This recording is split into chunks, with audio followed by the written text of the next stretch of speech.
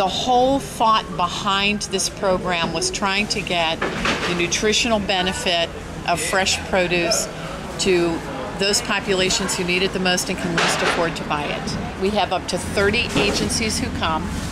When it comes to the individuals, we've been breaking 100. We count every single box of every single product that's on the ground, and what you see is them trying to organize it by product. And then I sit down and make a decision in terms of, okay, how many agencies have signed in today? You know, they're here because the grocery stores or whatever other food donors they may have for their program, they're not getting produce. There is a percentage I want to know that's going to be left over so that we can also service, you know, these individuals and families.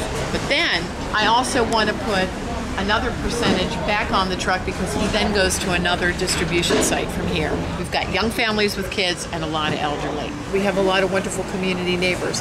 They will come in here and they'll have household goods or clothing or toys or baby items or something, and we let all of the individuals and families who are here, you know, access that. There's a lot of how bad is it out there, you know, with the current economic situation.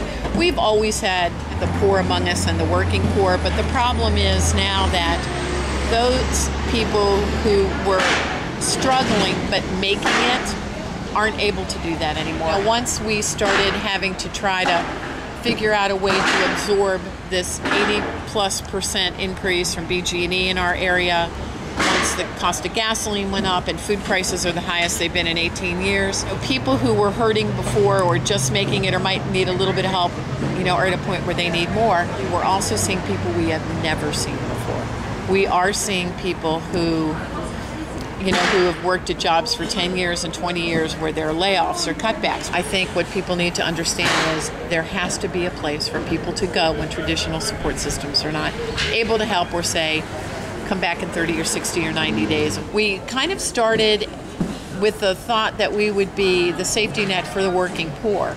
And what's happened over time is we're either the first doorstep people land on or we're the last doorstep.